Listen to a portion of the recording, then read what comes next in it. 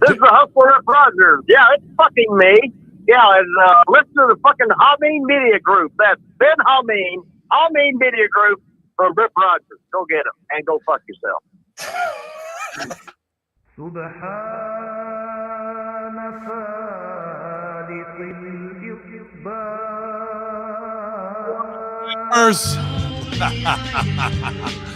Back to the mines with you. To more silver mining, Bitcoin mining, and the mining of your soul. Here on the Friday Locker Room, Hameen Media Group, MSG, Hacker Hameen, Middle East, Part 2. Yo!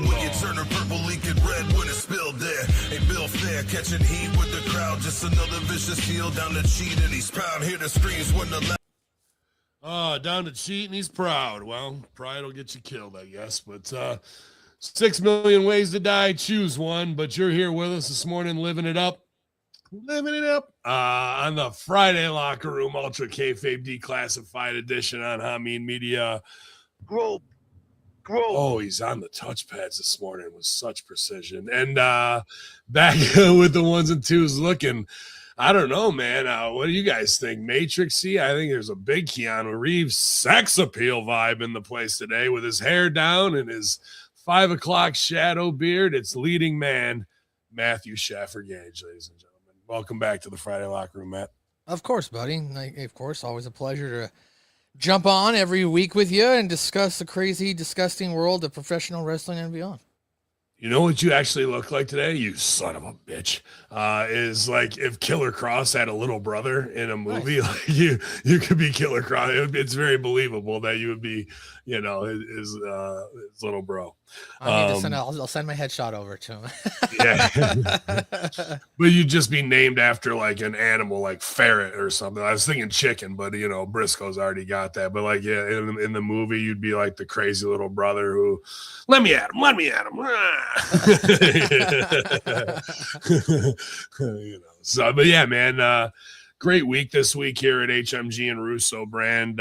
Some, you know, nothing crazy in the wrestling headlines, but plenty to talk about globally, and even again our span of influence and how important we deem ourselves when we're really nothing, and it's just stupid, phony wrestling. But we got to occupy our time with something, so we're gonna do that, man. And one of the things last night that was sent to me when I got home from a long shift at Ravens joint yesterday, man, really big Wednesday, and just one of those like time was just standing still, you know. But I got home and I still couldn't sleep, and 11:30, 12, and I'm like, I got to get up with Maddie. I better do something here. But the super sleuth himself, Jeff Lane of Russo Brand, sent me an email with the article from Variety. Did you happen to catch that article, Matt, in any of our talk on Master Shoot Theater? I know. No, what was going on? So Variety put out an article. Their TV editor, his name is Joe Otterson, and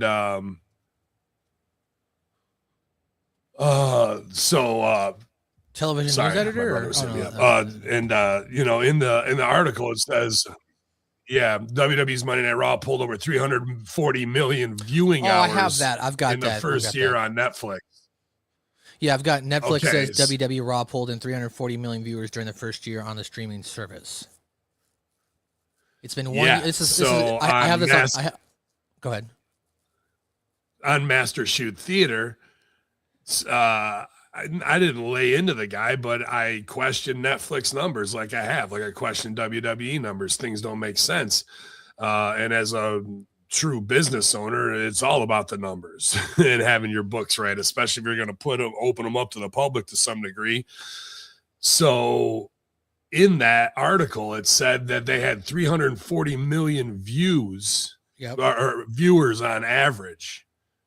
Then it said, does it say 340 million viewers on the one you have up or no? So Netflix, from what I've got, I'm on no DQ, but it says Netflix members welcome WWE with a bang. Sorry, I'm just going to jump in your sauce. Let me finish because I got the Variety article because that part's not as important as about what I'm about to tell you. Sorry. So I got the numbers too, so that's how I was going to read it. Yeah. But in the article, I tweeted this guy because he'd said 340 million views on average. And then it said that they average what was it? It would come out to 6.5 million viewers, and they've never been above 5.5. If you divide 340 million by 52, right? And the numbers in that article didn't make sense in what it was in the edition, because it said 525 million watch hours, 340 million views, and then 185 for pay-per-views, SmackDown, You add the 340, 185, you do get 525. So it may have just been a misprint, but it was something I caught because that article says that Netflix put out those numbers. So we ran it even through ChatGPT on Master Shoot. We broke down this crazy metric that 2 minutes equals a watch on Netflix. That means on Raw alone, if you had a bot farm, one bot turning on and off every 2 minutes would equal 82 views pretty much through Monday Night Raw, And so now if you had 1,000 of those, that's 82. Like they're farming these, but regardless, I didn't get a response from that dude. But now they've changed 340 million views to 340 million watch hours in that article, and Jeff Lane caught that and sent it to me. And it could be as simple as he went back, he looked at my tweet, and I wasn't like, what's this? You're lying. I wasn't being like that. I was like, I want to know why the math is contradictory in, very simple question. And maybe it was just a misprint and he went in and fixed it. It could be as simple as that.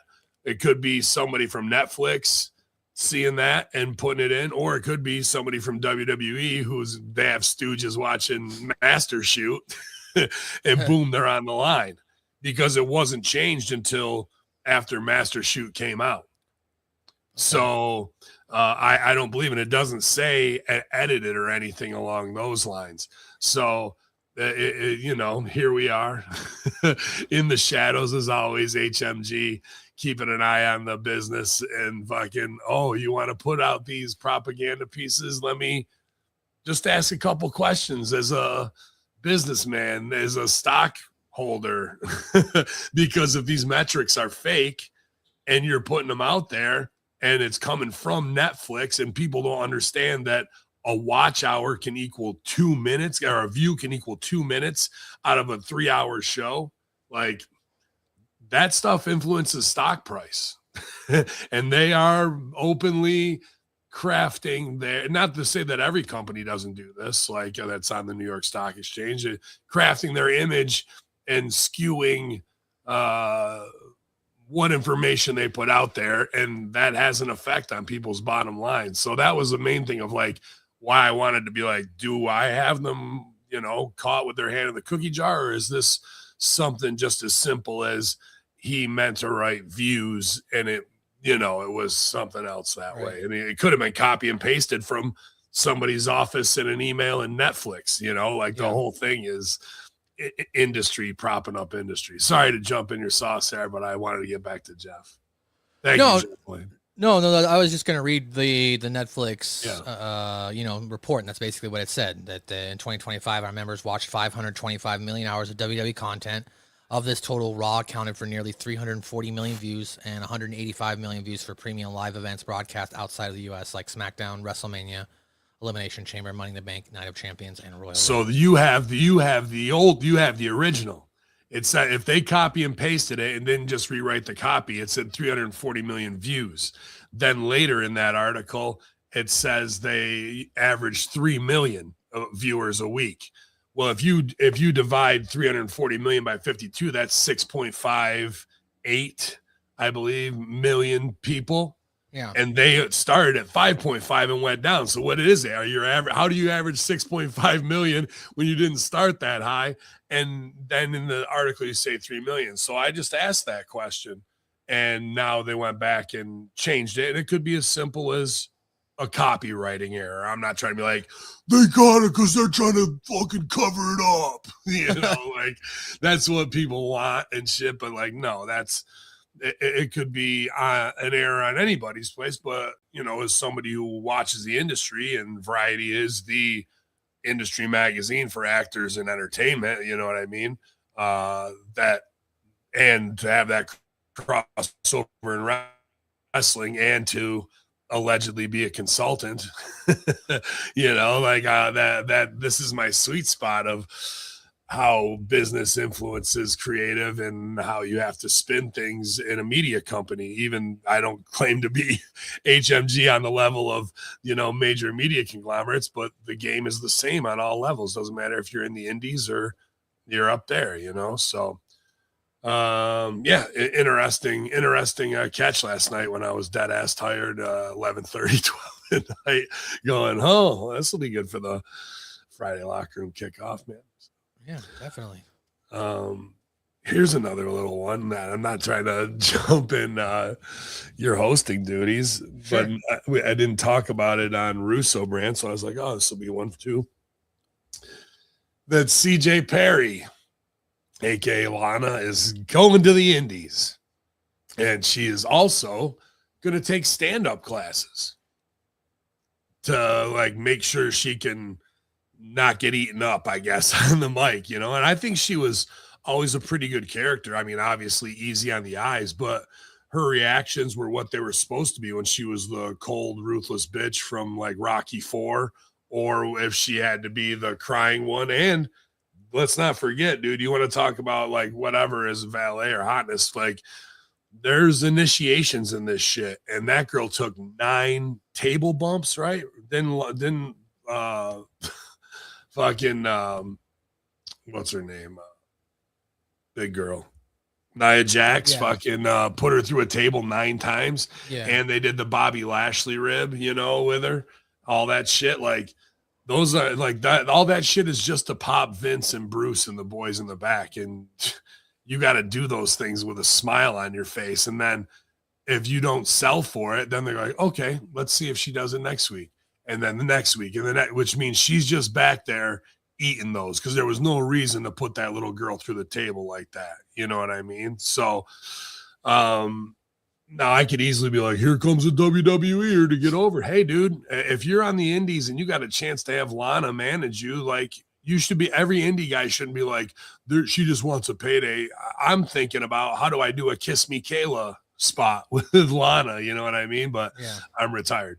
So that's interesting, but the doing the stand-up part is obviously plucks a string with me, especially after a great conversation this past Monday with Jasmine St. Clair, who I thought might have gone to Second City for a smaller program, which she did, and then they hey, you're good, you should come into the next level, because they want your money, but they do spot talent there. And she worked her way up through the conservatory, which is no easy task. And she was Upright Citizens Brigade and went to the Groundlings. Wow. And she said she performed once or twice at Improv Olympic. That's working for TNA, WCW, you know what I mean? And WWE of I guess the indie version of that. So whatever, NXT and, but when she let in with Del Close as a cult leader, it's just timeout. Only me and you are going to know who the fuck Del Close is. And that is awesome. I was super impressed by it.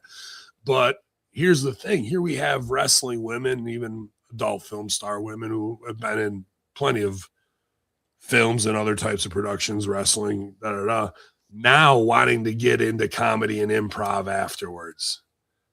This is what my entire id was in 2003, really 2000 until 2006. I always knew if I brought improv to wrestling, it could change the game, right? And start crafting it. And now here we are, people who've had a run, who've made their name because, they were hot, they were sexy, they were young, they were whatever WWE wanted them to be, but they didn't have the tools. And now afterwards, they're out here sharpening their swords, where this should absolutely be part of the curriculum at NXT. Regardless if it's me or the people I learned from or people that came after me from Improv Olympics, Second City, UCB, this should be put into the developmental program at every level, and not just one coach. Like, they should have a rotating group of coaches. They should be sending talent and performers to go watch at these theaters, because the only way you're really going to understand it is to watch masters do it. It's a tough thing to like explain group improv, and it takes time, 2 years to really train people. But if we trained an entire class, an entire generation of wrestlers in this, and they all understood the rules of improv and how to do callbacks and create the game and group mind and hive mind, things we do in the ring a lot, in a lot of other ways, but we never focus on those. They just kind of happen because it's part of the machine of how we put things together. Improv zooms in on those, and we turn those into tricks that the audience's psychology and their mind and their response is like, wow, look how smart they are. But really, it's just tricky prov. But you can't get good at that unless you train it, and you train it with masters, and you train it with other people who are learning it with you. And because you can't do it alone, it has to be at least in a 2-person scene, if not a group scene. Group. Yeah. Group. So I don't know, man. Like, the first part of me is like, okay, she's coming back to the indies because, I don't know, why wouldn't they want to bring her back to WWE with Rusev? And dude, I would have Rusev with Gunther. Like, they're missing out on so much. But hey, at least she's not just diddling herself on OnlyFans for money, and she's actually trying to get out there and sharpen her sword. So I tip my hat to ladies this week who are sex symbols, doing the extra work in comedy to really hone their craft and get better. You know what I mean? And improv is the scariest thing, because you're out there on the high wire, and if you fall, it's fine, but it's how you deal with that, truly being in the moment, unscripted. It's a very exhilarating experience. I'm sure you've had it just in your rehearsals when you're training. Doing some improv, that when it works, it works. And when it doesn't, it is a cold night in Boston. Yeah, she definitely said on the mic, managing 100%. That's what I'm enrolling in stand-up comedy, because I want to be so good on the mic. I want to be so sharp. I want to be so iconic. Paul Heyman is my favorite manager of all time, and I'm always studying and watching him. I'm going on this journey, so I'm going to start going to wrestling events, and I'm going to start searching for the next super athlete. Yeah, there's plenty of good in that, because now that gives her an opportunity to go to all the indies like she's a scout and wants to work with the people that she wants to work with in the main events. So you put her with, somebody who's got a girl like opposite them, so she can have a little spot, or someone who's a sexy boy, you know what I mean? Like someone who's a freak of nature. Like, she can have a lot of people, and really, sure, Paul Heyman, especially ECW, is a great promo. Now he's repetitive, and it's just what it is. But really, she should be watching Heenan more than anybody, because she's going to have to show ass. Paul Heyman doesn't bump, so he doesn't show ass that much, but she can. So what is the spots for her that she gets the pie in the face, the big donut in the face, all those things slip on a banana peel.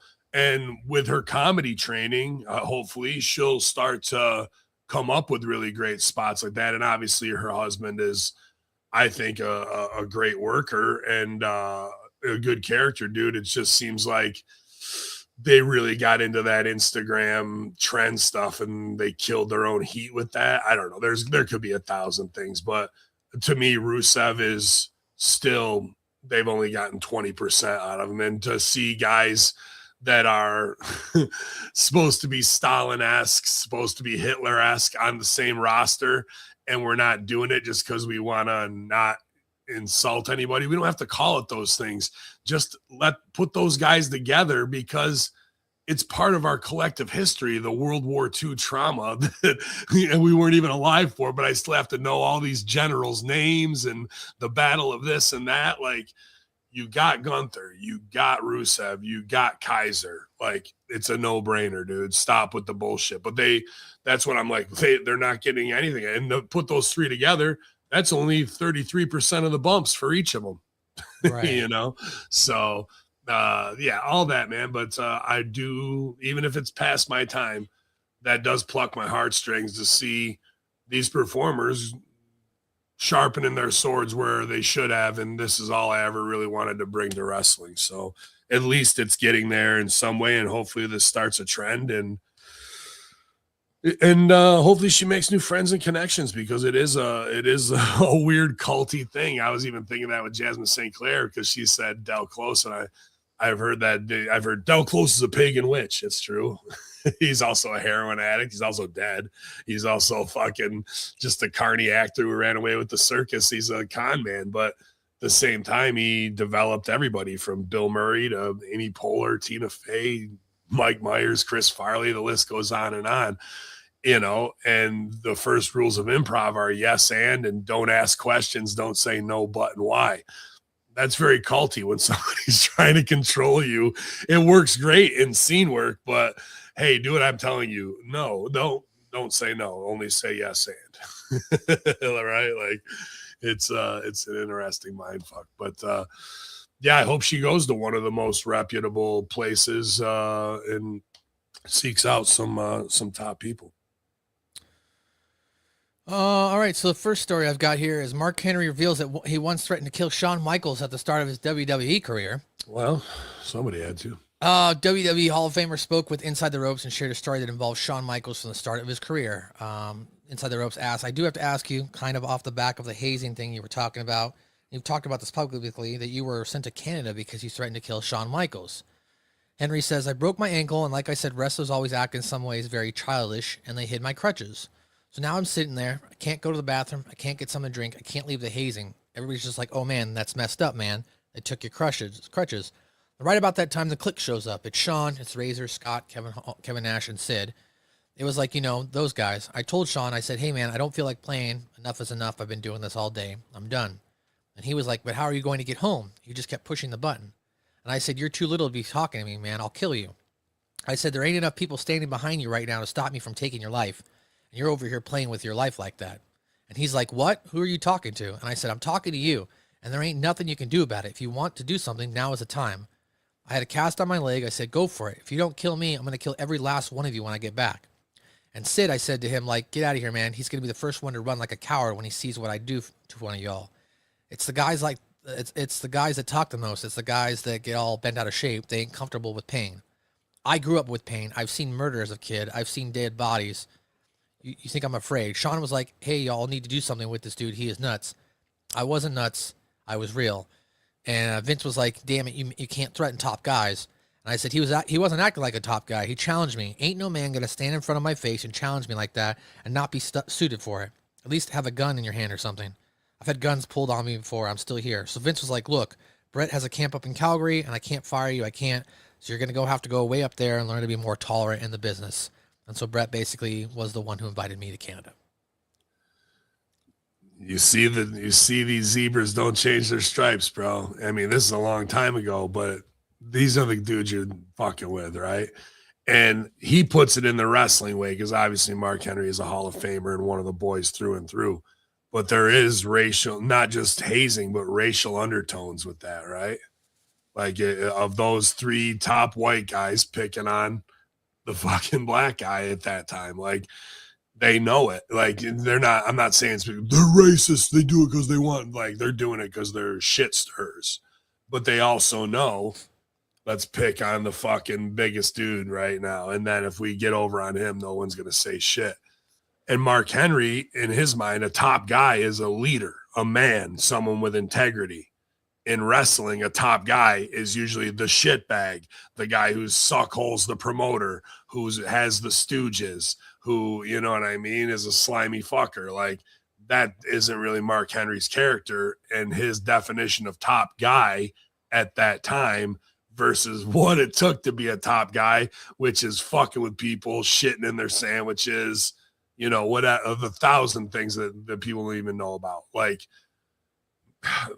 that is the depraved behind the scenes of what really being a top guy is in WWE at that time and before and decades after. And who even knows now if you've got Becky Lynch on fucking podcasts saying it's quid pro quo, fuck me and get fired, or don't fuck me and get fired. Like, you know, who has that stroke to do that? Like,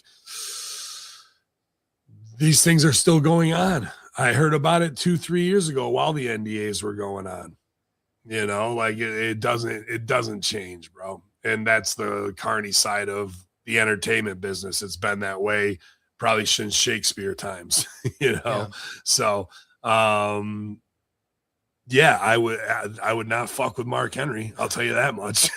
I fucking stood next to him, bro. The guy's like superhuman. Like it's crazy. Just the back of his hands alone are twice the thickness of, like, if you were to make fists and put them on top of each other, that's how like thick Mark Henry's hands are, bro. They're massive. Yeah, it's unbelievable. I stood next to Brock, and his shoulders are wide, but we're looking eye to eye. Mark Henry, it's like, I don't even know, bro. Like, he had the dreads at the time, so it was like Predator or some shit. Like it was like somebody from a different planet. He's just massive, a human being. You know, but that's why he's the world's strongest man. And that's the thing with Sean, because they want to stir him up to get to sell, so then they can send you to Canada because this fucking kid doesn't get it. But really, what he should have done if you wanted to get over is beat the fuck out of Shawn Michaels and claim, because they drew the line in the sand. And then he did the, you want some? Let's fucking go. And then they're like, got him. Now he's getting sent out because he can't take a rib. And what's this guy's problem? He's a psycho. After we pushed him right to the edge with a broken leg, shit in his sandwich, feeling the racial pressure without feeling it. Hall's over there. Oh, don't, right? Like, you know, now they got you in the trap and now you can't get out. Like, what? And this is all to go squash somebody in 30 seconds, right? Like, it's the crazy part of this weird fraternity, man, of grown men fucking with each other's minds just for their own entertainment and break dudes' spirits. And you have to be good at that from like 1990s all the way to maybe 2015. Because now the game's changed. These kids can't, they might play a little version of this, but there's no way they could ever deal with a real politicker on that level. You know, right. like that Seth would cut their throat in a second. Cody would cut their throat in a second. But Braun Breaker's not ready to do that kind of dirty work behind the scenes, you know? Yeah. So, and that all comes with it. So I think that era of it is gone, because I don't think that there's dudes that are at that level aside from Triple H that play that game, you know. So have you kept up all the have you kept up on, dude? I bet Sean was shitting in his pants when Mark fucking hulked up on him, because that even broken leg, that was like Mark Henry rookie prime, you know, right. Like super scary. Like, I don't care, you like, it goes from hide his crutches and piss in his lemonade to like, this guy's about to unscrew my fucking head like a soda bottle, you know, like, and he could fucking do it too, bro. Like I bet it went from 0 to 100 real fucking quick. Have you kept tabs on what's going on with the back and forth between Devon Dudley and Jim Ross stuff? Well, that's why I put that over to like just my improv side, and I'm not trying to make light of Devon or racial issues, because, you know, racial stereotype shit always just pops me from when we came to Looney Tunes, and it's not because I feel anyway about anybody. It's just that I think all that shit is ridiculously funny, from Damage Control to Vince calling people pepper bellies. But JR, and again, this is at that time we're talking about, right? This is WWE restaurant opening, late 90s, early 2000s, a very different feel, right? In a very different climate where we say racist now and everybody flips. Not to say it wasn't, but we went through Rodney King and fucking LA riots and OJ and different time. Not to say the George Floyd and all that should be discredited, but a different time in that. And JR in his prime, feeling himself, putting heat on these guys, maybe half in the bag, you know, and everyone's got their version of it. And like, you know, Matt, I want you to go back and remember a conversation from 20 years ago verbatim where you might have said something stupid, you know, like it's not an easy pull. And everybody has their version of it. And obviously Devon had at that time eat shit, you know, while guys were sticking up for him. And now he's got all the rights to say whatever. Not that he didn't then, but as a Hall of Famer, he can say whatever he wants in his retirement. It just seems like a weird break of the wrestling mafia, you know, like of made guys to like start stooging and telling that. But I said, as the improviser in me, this is our opportunity to reinvent JR as like super old, angry, racist JR, where he just goes out on the mic with a glass of fucking bourbon and doesn't care. And every race gets buried. No one is safe. No, like, and then what's the guy in the mask on commentary? Oh, El Generico, or yeah, whatever. I know AEW guy. Yeah, he just has to be like super, like, oh my god, like put off, like everything he says is of. I just think we need extremely like old school racist JR, and I wouldn't go with like, you know, hard R or anything like that, but like J hard R actually wouldn't be a bad one.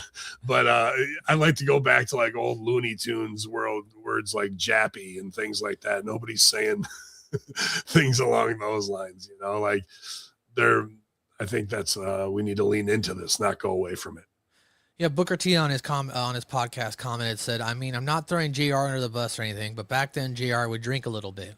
Maybe he forgot. You know, maybe he was just saying in jest as a joke. But I'm not going to disbelieve Devon that he heard what he heard with his own ears. I'm not going to disbelieve that dude. He's always been straight up. Yeah. It's one of those things where it's coming out, you know, a quarter century later. It's coming out a quarter century later, and then there again, should stories like that left be buried? I rarely can't speak on that because if it was me, I would be feeling a little different way. Maybe it would have burned me up inside me so much that one day I had to say something about it. So I can't discredit Devon for coming out and saying something like that many years later. I can't do that at all. But he does go on to say that I've had many interactions with JR my whole wrestling career from WWE.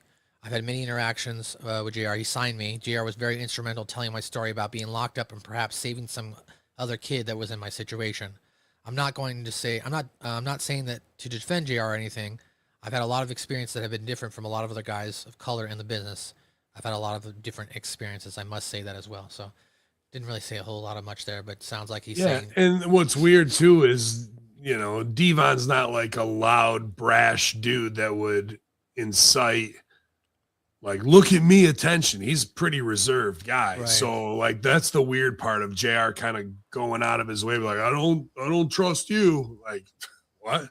Like, you know, I could see what the fuck, like me, bro, you know, and it becomes that. So I don't know, man. Like the old brothers stooging on themselves. I don't know, dude. Like, let's have it out. So what do you think? Devon versus JR, one more match or no?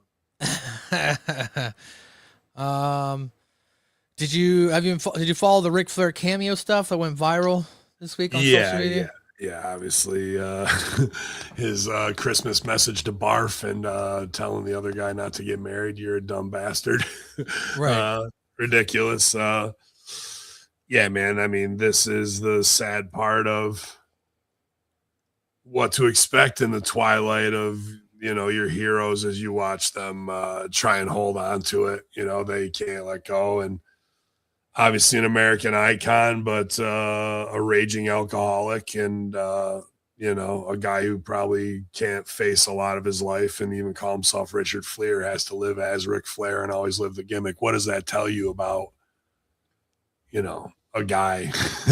Like there's a point in wrestling where all right, you can just be you. He doesn't want to be him. He doesn't want to face that stuff. He doesn't want to have to deal with marriage issues. He doesn't want to just let me go out and do another little strut and impress somebody and somebody buys me, you know, another double. Like it's sad. And it also just shows that I'm over and I can do what I want to, babyface syndrome. And, at the end of the day, a guy that age goes, who gives a fuck? I'm dead soon. But then guys who should have been dead in plane crashes, who drink enough to kill 3 men, lived to be 91 years old or whatever, right? Like Keith Richards and all them. So maybe all that alcohol just pickled them and whatnot. But, at the end of the day, what are we going to go in on Ric Flair, crazy old Ric Flair, who's barely hanging on, to be like, motherfucker. I saw Kerry Silkin on Renee Cafe de Renee saying he owed him $41,000 for appearances that he was signed for that he faved on. And then in like a smart businessman, Kerry Silkin called the top lawyer in North Carolina. He goes, hey, man, you're 100% right to sue him and pay. He goes, but guess what? You're going to be the 100th person in line. There's 100 people ahead of you, 5 ex-wives who are trying to get alimony and palimony on them. And they got he gave him a fake Rolex, like that's what you're dealing with. So, you can go into whatever locker room and act like and do the strut and fucking get whatever NCAA team hyped up. But after that 2 minutes is over, what are you? Yeah, I'm the X amount time champion. It's a phony. There is no champions in wrestling. It's phony. You didn't win anything. People laid down and let you people let you put your legs around them and tap the mat because your legs were on them. There is no real champion, Ric Flair. Yeah, so for those who missed it, he did a cameo. He read it verbatim and then asked the question, "Why would you get married, motherfucker?" This drew some ire from the online wrestling scene. And then Ric Flair has responded by saying, I wouldn't want anyone to have a bad experience as they keep pouring in. So to make this right, I'm more than happy to reimburse the person that seems to be unhappy with their cameo. Please reach out to my law firm in Boston. I apologize for not addressing this sooner. Yeah. Yeah. That you might get your $1,000 back 2 days from never. So yeah, there it is. There's the worker. Yeah, I'm real sorry, man. I didn't mean to ruin that. Like, I don't want anybody to have a bad experience. Look how humble I am. I'm a baby face. Look at me. We're gonna, if you want your money back, just call my law firm. Do law firms just cut checks to people? Just call my law firm. Oh yeah, okay, yeah. You want to file suit? Cool. Well, you can do that, and that'll cost you fucking $500 more. And then you'll go against our legal team. So that's going to be $1,000 an hour, which we're going to sue you for billable. So now, that's how this shit works. But Rick's already gone, hey, I told you, just get a hold of my legal team, man. Babyface wrestler scumbag 101, my guy. So there's a report that have come out here in the last 24 hours. Powerhouse Hobbs expected to leave AEW for WWE. Yeah. The latest Observer newsletter, Dave Meltzer states that there's those within WWE are very high on Hobbs. In an update on the story, Sean Ross Sapp reports that Hobbs' contract expired today, on January 15th. It's out of the WWE sources believe he's headed there. It was noted that AEW made Hobbs a huge offer to remain with the company and that he's leaving on good terms. AEW and Hobbs have been negotiating for the last number of months, and the offer we heard was substantial, but Hobbs wanted to test the waters. What is expected to be Hobbs' final AEW match took place on Wednesday night in a trios tag title belt match that was taped before the 17th edition of Collision, where Hangman Adam Page and Jet Speed end up defeating the Ops to win the belts. Your thoughts on the potential of Powerhouse Hobbs and what WWE can do with him? Do you feel like he's got the character on the mic that could somehow take him far within that company, or should he be a guy that they put somebody with to have a mouthpiece and he be a menacing figure, if you will? Yeah, I definitely have somebody who can spit to get him over to start with. But his real life story is tragic, his come up, and obviously again, another guy who looks superhuman. And I'd like to see WWE's ability. Well, Triple H will end up voicing it over. But the production of Hobbs to do that would be interesting. However, I don't think he should go. I don't think he should go to WWE, NXT, and all that shit. Do they want him? Yeah. Why? Because we had Obafemi and now he's going up and we need another giant to fill that spot. So it's not a bad move on WWE's part. I think it's very smart. And the guy's got money written all over him. That being said, like it's not like a black-white thing, but like if we got 16 Samoans, none of them are really that special. Now we got fucking Trick Williams, Carmelo Hayes, Javon Gimmick Face, New Day that is legendary. We still can't even get Ford over, and he's better than all of them. He can get down on the mic. He has natural charisma. He has unbelievable athleticism. Dawkins is a great, second as well, and could be doing a bunch of stuff. You got all those African-American top athlete guys, and now Hobbs is supposed to stand out. Like, it doesn't to me. And if they were negotiating, and especially as little as he has to work, what I would have done, and maybe he did this, is I would have gone to Lashley and MVP and been like, I've been here for X amount, and you guys have been doing this for 20, 30 years now. How can I get the most money out of this guy and get the rub from you guys and get to this next level? I don't want to go over there just to be lost in the shuffle. But everybody gets in this game as a little kid to get to WWE, right? Like, you want it. So I understand as like, I'm doing this for me, but I think he's going to find out that I probably should have stayed with Tony, worked way less dates, taken way less risks, got the rub from top guys. And then, because if he did that and had a run where he negotiated, a huge price for himself so he can put that money away and guaranteed that he'll be world champion, and that he gets to work with Lashley and MVP and Shelton, and those guys kind of mentor him. And what I would love to see is what the Hurt Business was originally intended, what I intended it to try and be, of baller, top level athletes signing big contracts. That's what everybody's all about in sports, are these huge contracts. This was his chance to do that. Now he's got to go sign up to play AAA ball, right? Not the wrestling, right? Now he's going to the minor leagues to prove it, to get the reps in how they want. It's a step backwards. When if he had a big money contract on the table, I would have asked for those big brothers' help. And you can have creative control, but I get to be champ, and I hold the belt for at least 100 days to solidify who I am, because then he can walk out of there onto the main roster at WWE. If you're AEW champ, chances are they're not sending you to NXT, maybe for a quick stint, very, very little, but now they're going to put him back at rookie level, which might not be the worst thing for his development. But based on all those guys I just laid out for you, other top African-American athletes that are making their debut on the main roster, how is he going to stand out again amongst them? I don't think he is. Even though he's a brick shit house, they're not going to push him how they should.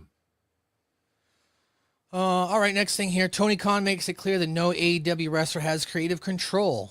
While appearing on the Battleground podcast, AEW President Tony Khan said, "There's no creative control. Only I have it. No wrestler has that. And there's a lot of freedom to work with the staff and coaches and the wrestlers together and come up with ideas. And I'm one of the most collaborative people on the planet. And that's how I've been able to succeed in the multiple sports and build the greatest sports analytic engineering firm in the world, True Media, which services 29 out of 30 Major League Baseball teams. I love working with all partners all over the world, media partners and wrestling. I think we really are collaborative, and when an AEW is at its best, that's what it is. The wrestlers coming in with ideas, I come in with ideas, we work together, and that's what I love." Thoughts on Tony Khan saying that I'm the guy that has total creative control here? So he booked that suplex spot onto the steps last night? Apparently. Dude, like,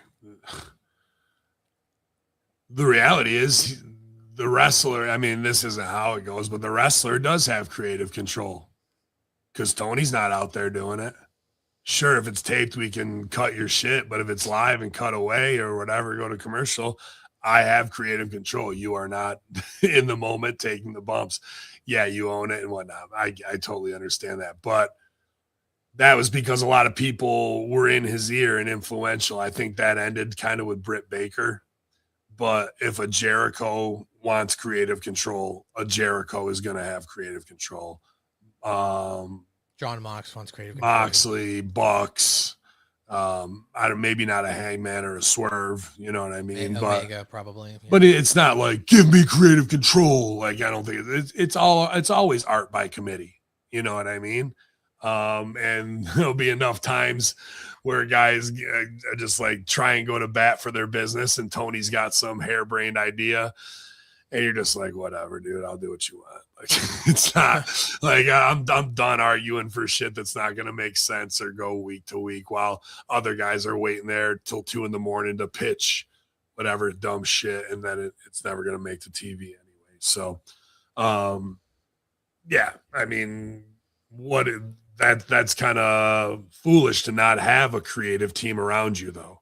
It's always better to have 2 or 3 people, maybe 4 or 5 even, that you really trust. But in that inner circle, it should be about 3 where we bounce ideas off of each other and then take it to the performer and include them into it and get their take on it. And then we go from there. So everyone's on the same page. WWE has reportedly changed the main event plans for WrestleMania 42.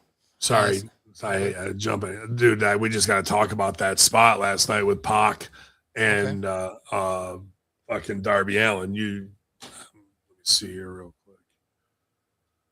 It's just like, William Regal puts out that whole thing. Everyone's talking about it all week long. Tony Khan puts out a ridiculous response, instead of just saying, well, this ain't ballet, which is the easy wrestling get out of jail free card, tries to go in and explain it, and he's not the guy. And instead, you get this last night. Oh my God. That's horrible. One more time for the kids in the back. Oh my gosh. Yeah, dude, that's right where my spine is devastated, like lower back and directly in the middle, especially when I actually took that bump almost 2 weeks ago when I went down on the ice down my front steps. I went down 5 steps, so I'm way tougher than Darby Allin. 3, he only did 3. This guy climbed Mount Everest, and he's not going to be able to climb those 3 steps in 10 years. That bump is disgusting. And why is it disgusting? Because it wasn't anything. That didn't lead to the finish. That didn't lead to a count out. That didn't lead, like, how are you supposed to, what? Your jumping stomp off the top rope is supposed to be better than that? Like, then that's not good. That's like, oh, car crash, you know what I mean? Dead body on the side of the road. But they don't. They'll get right up and he'll do a kick flip and fucking jump off of something else in 2 minutes. So that just did major spinal damage that will be irreparable. You're going to have to get stem cells to try and fix any of that when you're crippled in 5 to 10 years. And you did that for what? Possibly the lowest rated audience in AEW history as their numbers continue to decline. And you think things like that are going to fucking bring them back? And where is Pac, a guy in this business for 20 years who should know too, who's been out with massive injuries his entire career? If Darby called that, you can say no. Yeah. No, bro, I'm not suplexing you onto those stairs. There's no safe way for me to do it. And I'm not going to be the guy that paralyzed you. Instead, yeah, mate, let's fucking go. Like, there are guys talking shit. Will Ospreay, where's he? Already forgotten about, on the shelf, hurt. And these are the guys exactly that William Regal's trying to get in their fucking head to be like, young brother, let me tell you how fucked up you're going to be no matter what. Do not do these types of things because you're going to be dead or truly out of it. And then there's the other side of this business, the weird carnies, queers, and addicts. And some people have a self-sabotaging death wish in this shit. They really do. Whether it's let me get caught being queer down in the bathhouse, stroking off 2 guys so my career's over with, whether it's I'm way addicted to fucking pills and I use it as an excuse and a crutch to do whatever, whether it's spotlight addiction and I have to be a masochist and do that shit these guys with the fucking death matches and glass tubes, a lot of these guys suffer from that part of the weird part of the carny entertainer mindset, you know? So this is not good, man. Not good for that dude. And the other part that, just as a Rip Rogers guy, he's a Buddy Wayne guy. Yeah. Dude, you know who else is a Buddy Wayne guy before he came to fucking OVW? Truth Magnum. And I know Buddy Wayne's an old school Rip Rogers style wrestler. So this type of shit to me is not disrespectful, but dude, I wish he'd take a fucking minute and think of Buddy Wayne or think of what Rip would do. Rip, I hear Rip and I go, you want to do that spot? Here's how you do it. And nobody gets hurt. The threat of violence is just as important as the violence itself. Pac hooked him. Whoop, gone. Boom. Drills his back in 2 places. Could have been double spinal sever. Only to slink down. And then what? We go into some other bullshit. Whereas, boom, the steps are there. Hook them. Go. Kick your legs down. Switch reverse. Go. He's going to get him. No. Kick your legs down. Get him all the way over. His partner, whoever, comes over and catches him. So he saves him from hitting that. Turns, drops him, and then gives Pac a face, like grabs him behind the head and plants him on the stairs that way. So we infer suplex. We infer your back could be broken. I don't need to see you do it, possibly break your back, and then no sell your back. This is where the real wrestling psychology versus idiot spots that are super dangerous that could bring the house down on all of us. If he would have severed Darby Allin's spine there, what would be the headline this morning on every MSNBC, Fox, wrestler paralyzed on right? Yeah. Like, is that what you want for this business and this company, boys? Is it really? Like you want to be one of the guys that brings it all down and then fucking everybody in the art form has to like now run themselves through a filter. Maybe it is what needs to happen, or it'll just be commonplace and getting paralyzed in the ring. Well, they'll just come out and sweep you. They did that already to the kid who got knocked out in the fucking ring that one match. They just dragged his ass to the corner and fucking kept going. They'll just sweep you out with the fucking peanut shells and dirty nachos on the floor. Get me dirty nachos, Deuce. Put some peanut shells on there. Well, the last thing I got here is WWE's reportedly changed the main event for WrestleMania 42. As seen during last week's SmackDown, Cody Rhodes was defeated by Drew McIntyre in a 3 stages of hell match after interference from Jacob Fatu. Dave Meltzer notes that this whole WrestleMania plans changed on Wednesday for last week, which they made the decision to go with McIntyre's title win. That wasn't decided until Wednesday. I don't know what the new matches are. They may be doing a 3-way between McIntyre, Fatu, and Cody Rhodes. They may not necessarily be at Mania, and that's not even 100%, but I was told that it's kind of like a possibility. But the Cody Rhodes Roman Reigns match number 3 is probably not happening. Whatever it is, the Mania plans have changed, and they made the decision to switch the title. Do you think it's a mistake to not do Roman Reigns Cody Rhodes 3, or is it good for them to go with something fresh like McIntyre, Fatu, and Cody Rhodes? Yeah, they're building towards a triple threat because why is the heat on the babyface who's making a comeback right there? Yeah, and if that babyface hates Drew so much, why would he go cut off Cody to help Drew win? Like, you know what I mean? It just it made the baby look stupid because he wants to get back over on Drew and he helped him win the title. They're like, but Drew's a sneak and he took advantage. Dude, it looked dumb. It's not the best business. Dreamer put that over too. But the triple threat to get there, you got to have a story and a way and the why, right? So right. That's where they're going. Cody Roman, I don't think has much teeth because of how bad they effed up the John Cena stuff.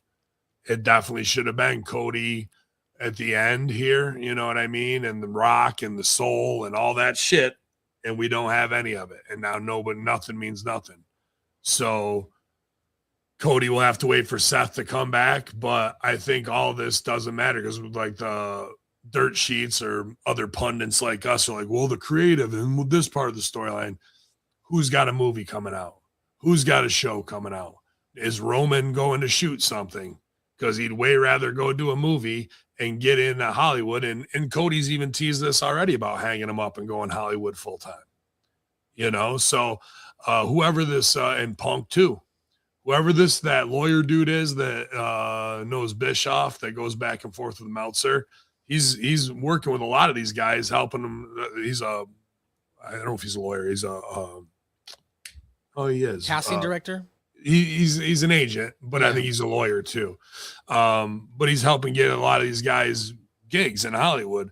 So would you rather go train for 2 months and be like, sorry, I'm shooting in April and May. I can't make Mania this year. And the payday's the same, but catch me for Riyadh season. We'll save it for then. Right. Let's, and I wouldn't doubt that the boys are like that. Do you want to just get the Boston payday? If we're going to do one more match, let's do it in fucking Jalalabad, you know? Jalalabad. So, you know, that'll be interesting to see which way they go to try and salvage that, because the heat being on Jacob Fatu is a strange place for it. And I think that finish was a fuck you to Jesse Ventura to have him crawl out of the cage. Okay. Because he buried it hard when they did it with Damian Priest. He could just get out of the cage like that. You know, what is this, McMahon? Like, yeah, dude, it's that's why I think they probably did it. Well, Ben, that's all I got for you today. The headlines have been light. We don't need to go rehash John Cena's recent interview where he's talking about it was a perfect ending to my match, or R-Truth talking about his new contract, or Matt. Apparently, people have gotten the Hardy Boys address, so, you know, try to stay away from the Hardy Boys compound, because otherwise Reba Sky is going to come out with a frying pan. And you want to fuck with Revy Sky, dude? Mama Bear? Bro, I bet she's got crossbows. I bet she's got all, and I've seen that compound. It's a shot to get to the house. Like, you're gonna have, like, you get there, you might not be getting out. He's got fucking 4 sons that might wolf pack your ass, bro. You're getting run over by mini bikes and dirt bikes on the front lawn. It's not gonna be a good look for you. But yeah, man, leave the fucking Hardys alone, bro. Don't be a weird ass fucking weirdo fan like that. You can, if you need to see them, they're on tour. Go to a Hardy party and get an autograph. Right. Don't get killed on the front lawn by his wife. You know, but you know who might be coming over? Ding dong. Yeah. Hate Bot. Ding dong. Hello? You're goddamn right, Hate Bot. Right in time to wrap it up, man. But yeah, good hang this morning. I mean, obviously, the world is in a dystopian war-like rage right now, whether it's in Minnesota or whether it's in fucking Tehran, Iran, or whatever propaganda is getting put out across fucking all places. You know, we got Jews in the house. Yeah. And just try and escape, man. Don't let it all wind you up, and don't put yourself in silly places with silly people who can make bad decisions, you know. So it's wintertime. Stay in your nest. Enjoy it, you guys, and keep it locked here. Hameen Media Group YouTube, as for all the clips, the great clips Kaz and Rick are putting out, and Big Ray and Maddie are getting the Patreon uploaded. So patreon.com/Hameen Media Group. I see we had some new signups there. We got to redo the tiers. I know I haven't messed with it in a long time, but sign up for the $5 tier. That's going to get you pretty much everything we got going out, as well as Hameen Media Group YouTube for some of the free shows like SmackDown Review and things like that, man. So good time joining Oh Baby, I Like It Raw this week for a couple minutes, as well as doing everything with Vince and Stevie on Master shooting the Raw SmackDown Review. So thank you guys for your listening dollar and supporting independent entertainers like us. And if you got anything else, you know where to find us. Hameen Media Discussion Group on Facebook. I'll be at Raven's Joint selling weed. If you really need me and you got to stalk me, come fucking find me there and burn one down, whatever you got to fucking do. Bring $5. I'll tune you up real quick. But Maddie, continue being sexy, buddy, and I look forward to you and Killer Cross's buddy film coming out. I'm excited about it. Yeah, exactly. I got acting, starting some new acting classes tonight, acting for the camera. So I'm excited to get back into it. Yeah, some more techniques and stuff like that. And yeah, new SMB podcast will be dropping later today. I got to record a solo podcast here this afternoon, so that'll be up this evening. And that's all I got. Check it out, South Park Pod on YouTube. SMB is South Park Review on all podcast outlets. Absolutely. I know HateBot is just getting to work. It's up on both of our YouTubes, so you can listen retroactively right now. I'll leave it up for another couple hours or two before I turn everything unlisted so you can get on Patreon. And he's definitely down for Racist JR, make it happen. I also thought, you start with Racist JR, but then you get him to the level of Hood Pass JR, where he's like homie JR, and he gets to go to the picnics and we get him. He's wearing a do-rag and all that. He has a young black girlfriend and Latina girlfriend. Like, he's down with all the races. Like, we teach him how to crip walk JR. Like, come on, man.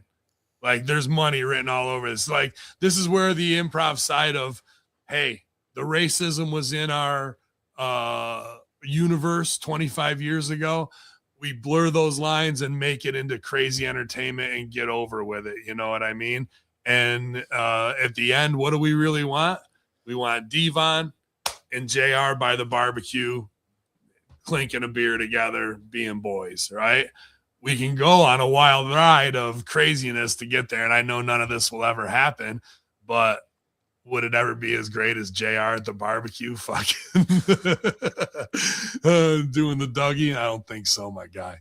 And it'll never be as good as it was an hour ago because the future is ahead of us. Here on the Friday Locker Room, Hami Media Group. YOLO! Sorry, no speak English.